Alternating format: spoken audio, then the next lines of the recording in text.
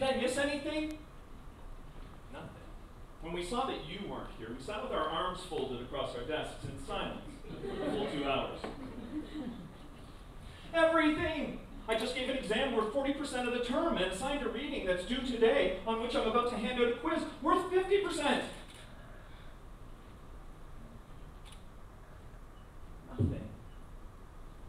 None of the content of this course has any value or meaning. Take as many days off as you like. I assure you, any content of this course will matter neither to you or me and is without purpose. Everything. A few minutes after we began last time, a shaft of light descended, and an angel or other heavenly creature revealed to each man or woman what we must do to attain divine wisdom in this life and the hereafter. This is the last time the class will meet before we disperse to spread the good news to the people of the earth. Nothing. If you weren't here, how could something significant occur? Everything. Contained in this classroom is a microcosm of human experience, assembled for you to query, examine, and ponder. This is not the only place such an opportunity has been gathered, but it was one place, and you weren't here.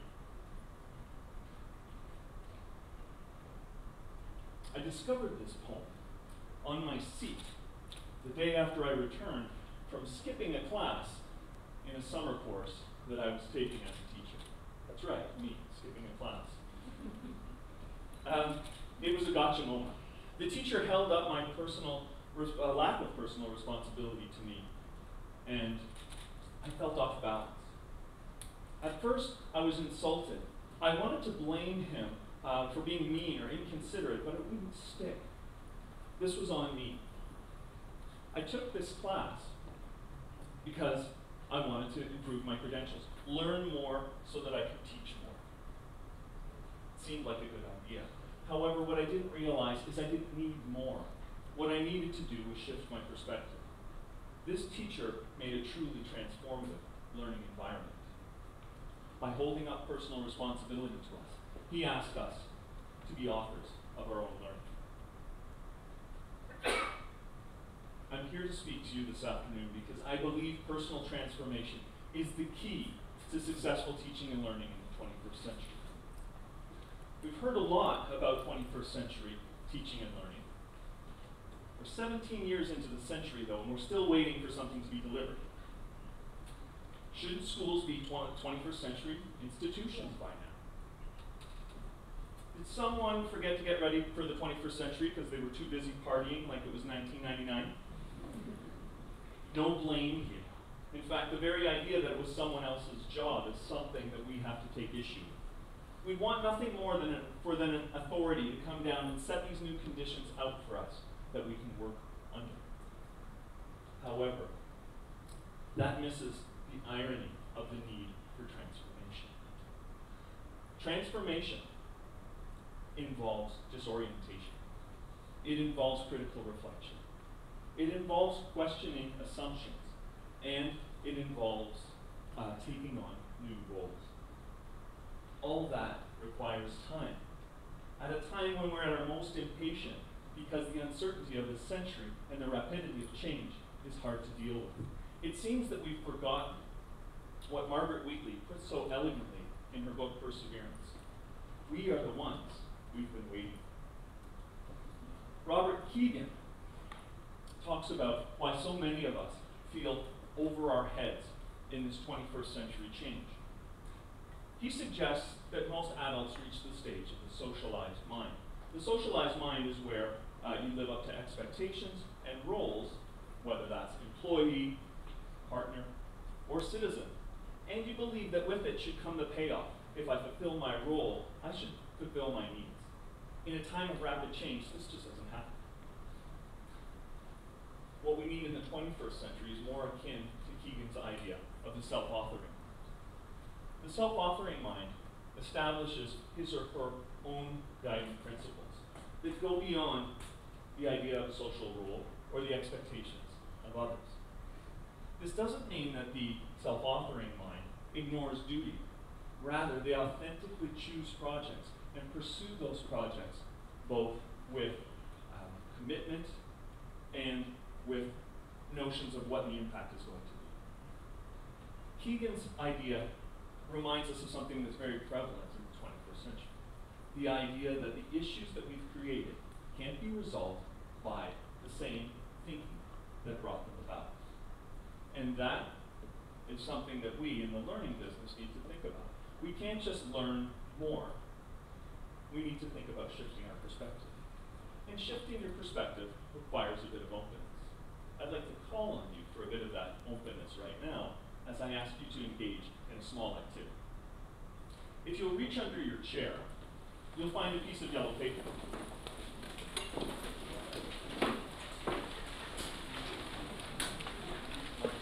I'm going to give you some instructions for what to do with it. And I'd ask that as you listen to the instructions, you just focus and follow along. Close your eyes if you're comfortable, so you can do it. Fold the paper in half.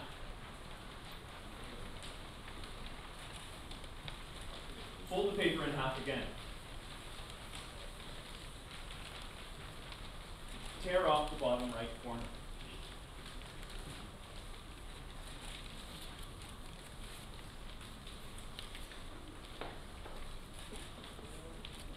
Turn the paper upside down. Tear off the other bottom right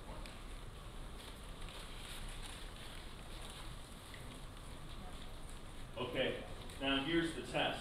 You can bring the house lights up a bit more. I'd ask you to hold up your piece of paper proudly and let other people see what you did. And look around and see what different people's pieces of paper turned out like.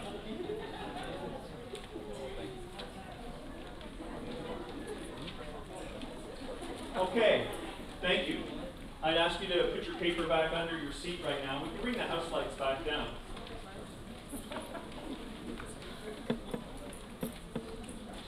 Because now, here's where the actual activity starts. And the actual activity is I'd like you to reflect internally just on some question prompts that I'm going to ask you about how this activity goes.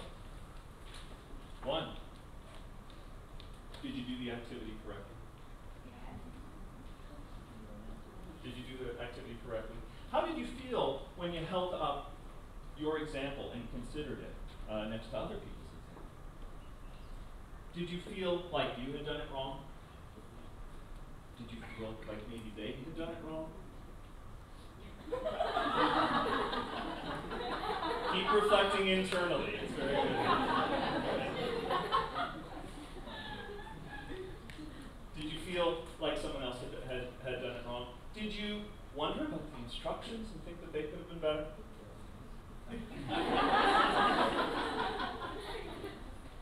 Did you wonder about how there could be so many different models of the task when there was only one set of instructions? Did you want there to be only one right way? When I joined ASD, it was with a reputation as a community builder. And after 2 years, we had made some remarkable changes. But when I assembled the teachers, I felt like they were tired. And I didn't feel like they wanted to confide in me about why they were down. I had questions, but I didn't know if I had the context to get the answer. What I needed to do was examine my perspective. On the advice of a friend, I pursued coaching. And I have to tell you, it had a very transformative impact on me. I learned that listening is more important than knowing the answer. I learned that being present requires real practice. And I learned that vulnerability brings us closer together. I started seeking the multiple perspectives that were out among my faculty, and I let go of the idea of being right. Teachers noticed. My conversations improved. My confidence improved. My relationships deepened. They were more honest and open. Another transformation. As an administrator, I'm often tasked with the idea of bringing new work to teachers. And when I visit them these days, it seems like they're in meetings a lot more and have less prep time. Collaboration makes demands on teachers' discretionary time And it asks them also to be under the scrutiny of their peers more often. It seems from the perspective of a teacher that they're being asked to do more with less. I contend that the reality is actually a little bit scary. Teachers are being asked in the 21st century to be vulnerable. And it's that vulnerability, the ask for teachers to risk for a future of schools that none of us have seen. In the interest of collaboration, we've brought in new technologies, new structures, and new strategies. But we're at a stage now where the need is for teachers to experience personal transformation, engage in those practices that help them move toward self-authorship. Schools and teachers, the idea of collaboration is an empty concept until we commit to the idea that our work together can make positive transformations for individuals. This is going to have an impact on the students, this revelation, if they see teachers engaging positively. We've taught values for a long time, and teaching about values doesn't always yield actions that align with those values. I believe that positive psychology holds great promise to promote self-authorship because of its strong research base and because it deals in practices that lead to greater success and happiness. Positive education brings together wellness and character with academic learning. Students learn skills such as growth mindset, grit, gratitude, and mindfulness. And it's through those intentional practices that they learn the power of personal transformation. Students are willing to do that when they work with teachers who they trust. It's we adults who have a tougher time with it. Because of the development and growth of our knowing, because of the development and growth of our credentials, we have a tougher time with transformation. There's more at stake. It can be more threatening to us. However, to teach positive psychology, to teach positive education, we need to engage in these practices ourselves so that we can relate to the student experience. One area that's still a failing for me, and one that causes me immense frustration, is in the area of having students reflect and develop portfolios. I know, it's hard for me too.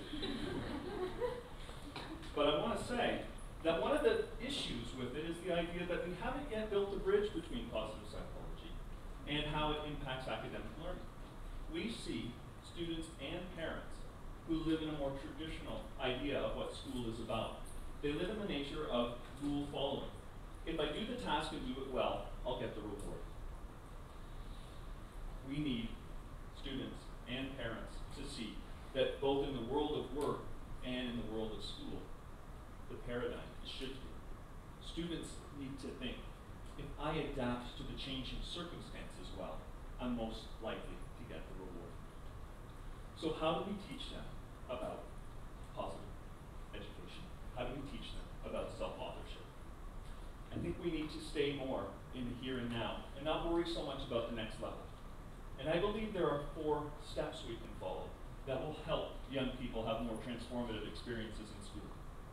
Develop an investigative curriculum and give students time to explore it so they can make meaning for themselves about themselves. Put knowing in the service of becoming.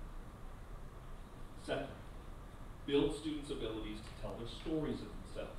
Give them the tools to talk about themselves and to talk about themselves as works in progress.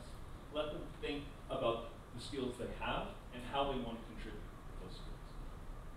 Encourage teachers to indulge in transformative practices. Take them parachuting, canyoning, have them have experiences in other countries and in other cultures. Let them go to mindfulness retreats. The more that we build teachers' stories of what's possible, the more we build the stories of what's possible in our schools. And finally, transform the story of your school. Make sure that you talk about your school as a transformative learning environment. Embed the idea that the practices of your school lead to self-authorship. I have experienced great change in my own transformation. I'm taking greater risks and getting greater rewards. I'm letting go of old practices and letting go of excuses, and it's leading to greater well-being. I'm reflecting regularly on my priorities, and I'm making choices that I'm responsible for. All this leads me to one question. If we are schools, and if we are people who want to develop students, shouldn't schools be more explicit in the idea that we're not just here to fill the vessel, but we need to teach students that they're here to define its shape and its purpose?